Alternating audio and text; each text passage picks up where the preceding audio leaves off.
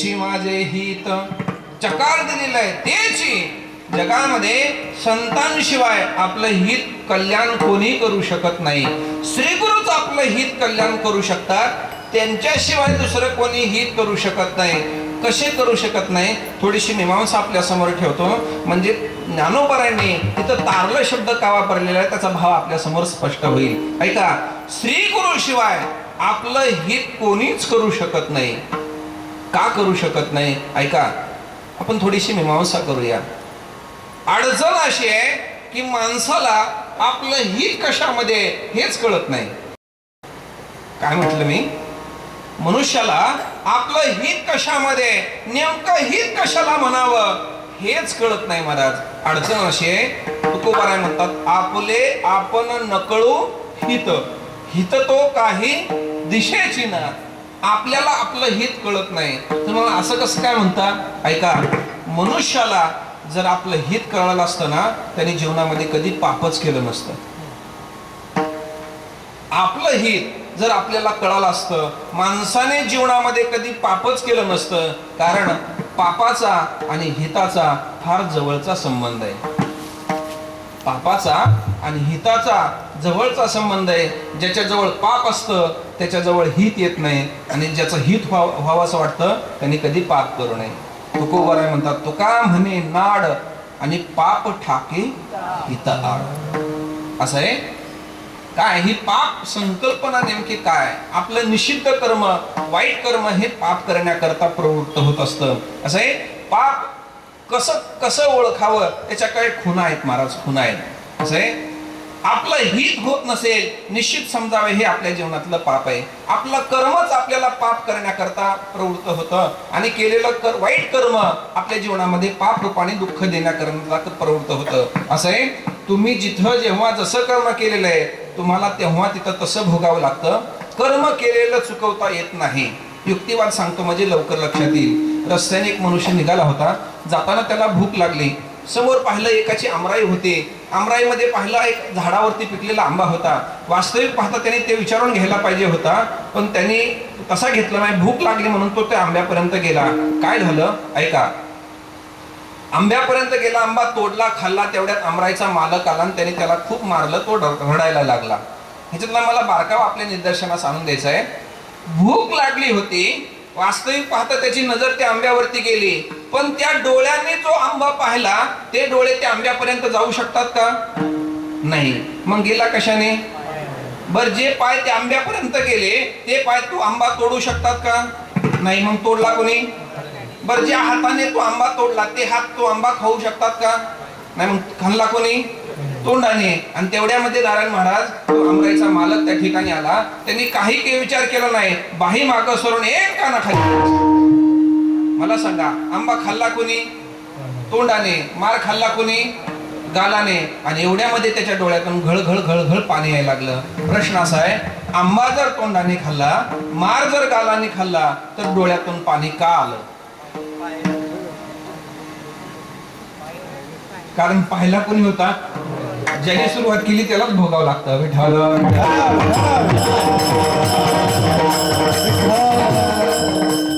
आणखीन एक युक्तिवाद सांगू का? थोडी ग्राम्यता आहे पण समजून घ्या. असं आहे, रात्रीच्या प्रसंगी जेवाय बसला. अगदी पंचपक्वान्नाचं जेवण केलं होतं. आज केलं तसं पंचपक्वान्नाचं जेवण केलेलं होतं. जेवण केलं. जेवल्यानंतर पुढचा विधी असतो तो म्हणजे हात धुण्याचा. हात धुण्याकरता बसला. जेवण झालं. हात धुण्याची वेळ आली. त्यावेळेस डाव्या हाताने तांब्या उचलला, उजव्या हातावरती टाकला, हात धुतला. हात धुतल्यानंतर हात पुसला, शतपावली केली, बेडीवर वरती येऊन झोपला. झोपल्यानंतर जे खाल्लं होतं ते पोटामध्ये तसंच पोचलं, पचन झालं. आणि पचन झाल्यानंतर पहिला विधी असतो तो म्हणजे प्रातर्विधी, शौचविधी असतो. शौचविधीला गेल्यानंतर मूत्र विसर्जन, मल विसर्जन झाल्यानंतर ज्या वेळेस हात धुण्याची वेळ आली त्यावेळेस पहिला हात दुसऱ्या हाताला म्हणतोय, बेट्या याच अन्नाकरता रात्री तू मला तुझ्या हातावर पाणी टाकायला लावलं होतं, आता वेळ तुझी आलेली आहे. विठ्ठल.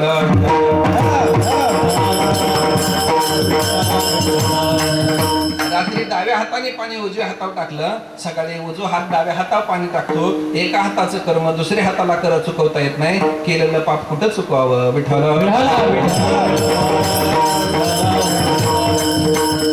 हे पाप आपल्या जीवनामध्ये येतं ते आपलं हित होऊ देत नाही, म्हणून माणसाला आपलं हित कळत नाही. आणि आणखीन सांगू का, पाप दुसऱ्याने सांगण्याची गरज नसते. पाप दुसऱ्याने सांगण्याची गरज नसते. थोडंसं मन कठोर करा आणि माझं प्रमाण ऐका, तुकोबारायांचं प्रमाण ऐका. पाप दुसऱ्याने सांगण्याची गरज नाहीये, पाप ज्याचं त्याला कळत असतं. अहो, पाप वाल्या कोळ्याने केलेलं आहे, पाप तुम्ही आम्ही करतो. अडचण कुठे आहे? पाप वाल्या कोळीही करतो, पाप तुम्ही आम्ही करतो. अडचण अशी आहे, केलेलं पाप वाल्या कोळी आपल्या गुरूंजवळ कबूल करतो, पापातून मुक्त होतो. आपण केलेलं पाप झाकून ठेवतो आणि पुण्य सगळ्या लोकांना वाटत हिंडतो, म्हणून आपण पापातून कधी मुक्त होत नाही. ऐका, फरक कुठे आहे? पाप दुसऱ्याने सांगण्याची गरज नसते, पाप ज्याचं त्याला कळत असतं. तुकोबारायांचं प्रमाण आहे, मन कठोर करून ऐका. तुकोबाराय म्हणतात, मन जाणे पापा तुका म्हणे माय बाबा. जसं आपला खरा बाप कोण आहे हे फक्त आपल्या आईलाच माहिती आहे, तसं केलेलं पाप हे आपल्या मनालाच माहिती आहे.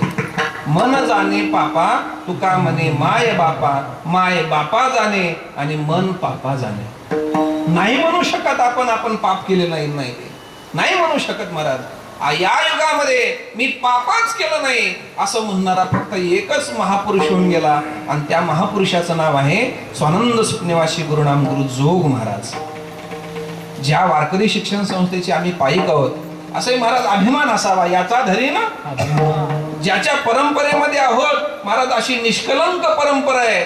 छातीवरती हात ठेवून त्र्यंबकेश्वरला कुशावर्तामध्ये स्नान करत असताना जोग महाराजाचा हात पुरोहिताने धरला आणि त्याला सांगू लागला, महाराज स्नान करण्याच्या अगोदर म्हणावं लागतं की पापहम पापकर्मोहम असं म्हणावं लागतं.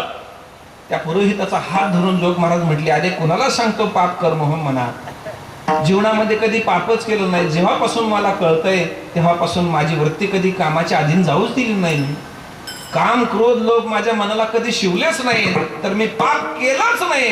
महाराज खरं सांगू का, हे मी नाही म्हणू शकत, मी पाप केलं नाही. तुमचा विचार तुम्ही करा. दुसऱ्याने सांगण्याची गरज नाही. का हित होत नाही, का हित कळत नाही.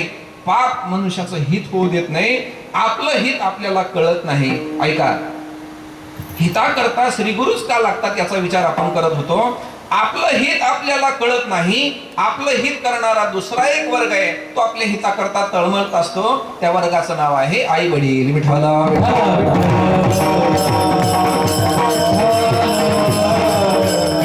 आई वडील आपल्या मुलाचं हित करण्याकरता रात्रंदिवस प्रयत्न करतात. दिवसाचा रात्रीचा दिवस हाडाची काढे रक्ताचं पाणी करून आपल्या मुलाच्या हिताकरता सर्वजण प्रयत्न करत असतात.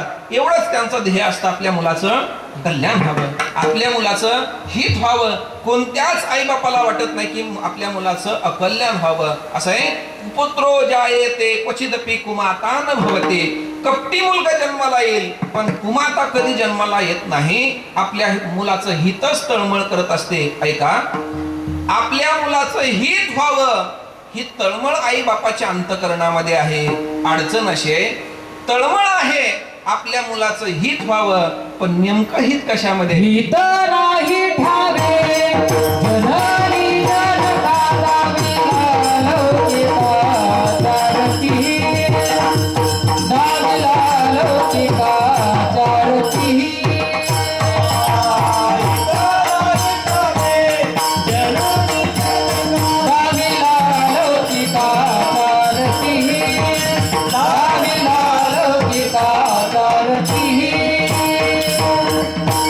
हित नाही ठावे जननी जनका.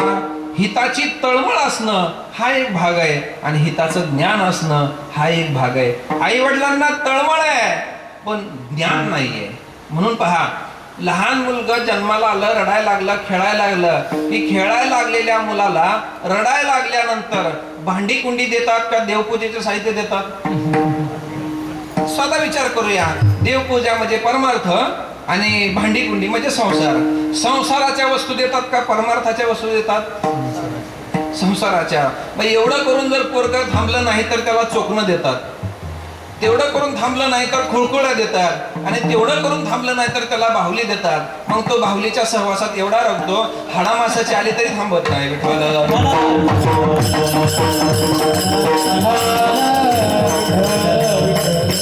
महाराजांचं प्रमाण आहे, लावून या मोह होविती संसारी. म्हणजे हित व्हावं ही तळमळ आहे आई वडिलांना, पण हिताचं ज्ञान नाही. ऐका, आपलं हित आपल्याला कळत नाही, आई वडिलांना हिताची तळमळ आहे, ही हिताचं ज्ञान नाही.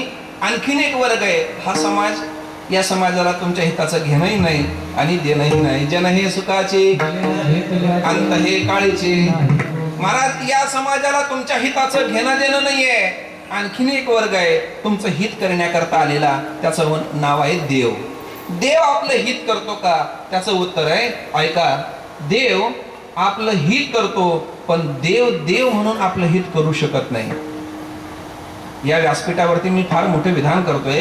देव देव म्हणून आपलं हित करू शकत नाही. ऐका, त्याला जर आपलं हित करायचं असेल तर देव नाही, त्याला गुरु व्हावं लागतं. माझ्या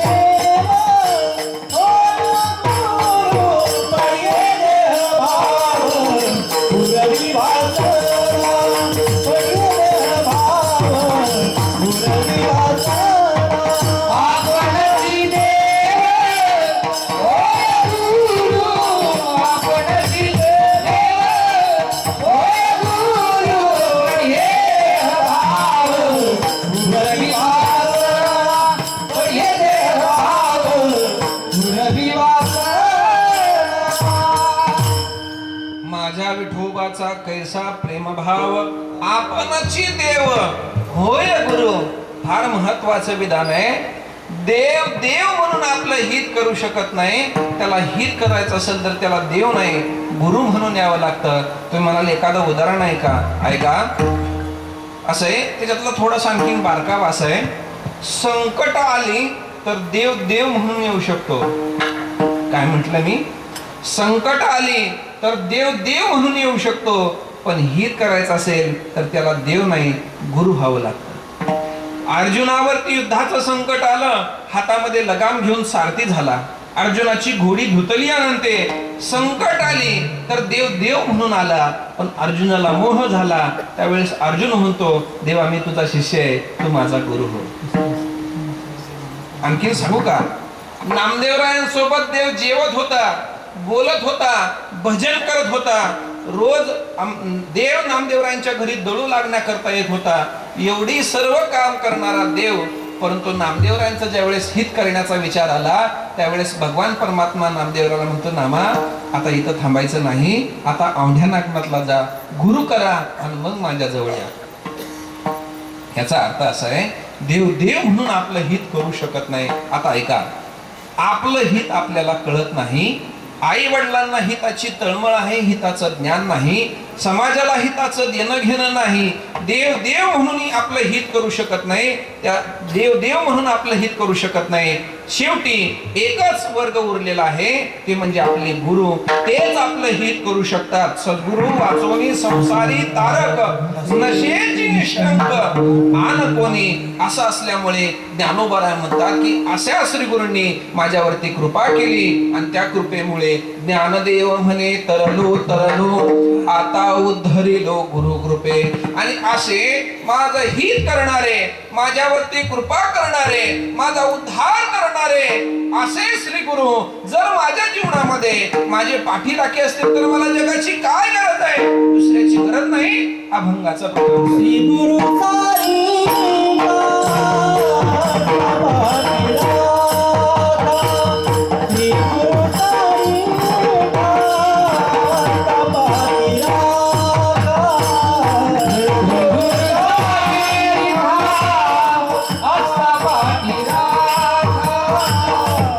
श्री गुरु साई हसता पाठी राखा.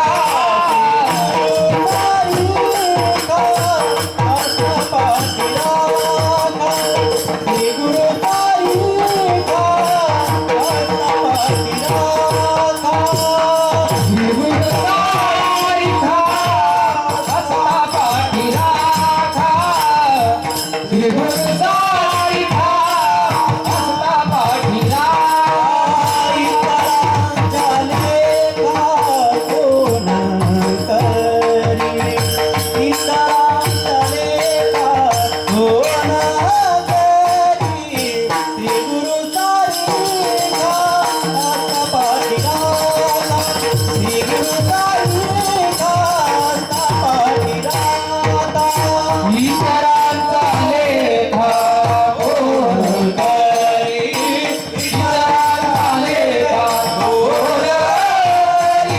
श्री गुरु साईनाथ पाठी राखा, श्री गुरु साईनाथ पाठी राखा. श्री गुरु सारिखा असता पाठी राखा, इतरांचा लेखा कोण करी. ज्ञानोबाराय म्हणतात असं हित करणारे, असं कल्याण करणारे, असा उद्धार करणारे जगामध्ये फक्त श्री गुरु आहेत. आणि ते जर माझे पाठीराखी असतील, माझ्यावरती कृपा करणारे असतील, जगाची काय गरज आहे मला कुणाची गरज नाही. असं आहे. संसार करा किंवा परमार्थ करा, दोन्ही ठिकाणी तुम्हाला गुरुशिवाय पर्याय नाही. नाथ महाराज असं म्हणतात, प्रवृत्ती निवृत्ती कृतकार्य अवश्य पाहिजे आचार्या, आपमती भजता राया आणि अपाया माझी पडे. संसारात असा किंवा परमार्थात असा गुरुशिवाय तुमच्या जीवनाची कृतकृत्यता नाही. ऐका, परमार्थामध्ये तर गुरुशिवाय पर्याय नाही. गुरुविना कव न बतावे, बात बडा बिकट हे यमघाट. गुरुशिवाय तुमचा उद्धार नाही. तुम्ही म्हणाल परमार्थामध्ये ठीक आहे, माळ घालण्याकरता गुरु पाहिजे, बोध करण्याकरता कृपा करण्याकरता गुरु पाहिजे, पण संसारामध्ये कुठं गुरु लागतो. ऐका, संसार करताना सुद्धा गुरुची आवश्यकता सांगितलेली आहे. गुरुशिवाय संसार सुद्धा नाही. तुम्ही मला आम्हाला पटवून द्या, तसं पटत नाही. ऐका, कीर्तनकार पटवून देण्याकरताच असतं. विठ्ठल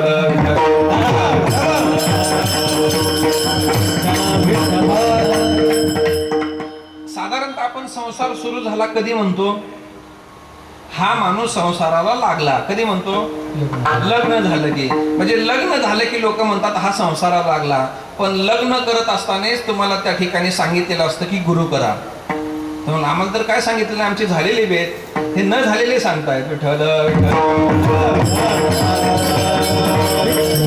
तिथंही सांगितलेलं आहे की तुम्ही गुरु करा. तुम्हाला कुठं सांगितलेलं आहे, थोडं आठवा, डोळे मिटून थोडंसं आठवा. ऐका, ज्या वेळेस तुम्ही बोहल्यावरती उभे राहता, म्हणजे समोर अंतरपाठ धरलेला असतो, वधूवर समोर उभे राहिलेले असतात आणि त्या ठिकाणी तुम्हाला सांगितलेलं असतं की गुरु करा, पण तुमचं लक्षच तिकडं नसतं. आता तुमचं लक्ष कुठं असतं मी काही कीर्तनात सांगू का? कोणाचं लक्ष कुठं असतं याच्याबद्दल फार सुभाषित गोड आलेला आहे, मला सांगून वेळ घ्यायचा नाहीये. ऐका, त्यावेळेस सांगितलेलं असतं की गुरु करा. कुठं सांगितलेलं आहे, ज्यावेळेस अंतरपाठ धरलेले ते ब्रह्मदेवता ब्राह्मण देवता आपल्याला मंगल अष्टका सांगत असते. आणि अष्टक सांगत असताना त्या अष्टकामध्ये म्हणते, बाबांनो, संसाराला सुरुवात झाली ना तसं राहू नका, गुरु करा. कधी सांगितलं जातं, सर्व मंगल अष्टका सोडा आणि शेवटची मंगल अष्टका आठवा. त्याच्यामध्ये काय सांगितलेले शब्दाचा विचार करा. आता सावध सावधान समयो साधा समी पै असे, वाग्वादान करा परार्ध घटिका, संपूर्ण आले असे. पुढं काय म्हटलंय का, भावे सद्गुरुचे पदांबुज धरा, चित्ती स्मरा आदरे, दोपक्षी कुलदैवता वधूवरा, कुर्यात सदा मंगलम शुभ मंगल सावधान. आपल्याला पंक्तीचं काम आहे, बाकीचं काय काम नसतं.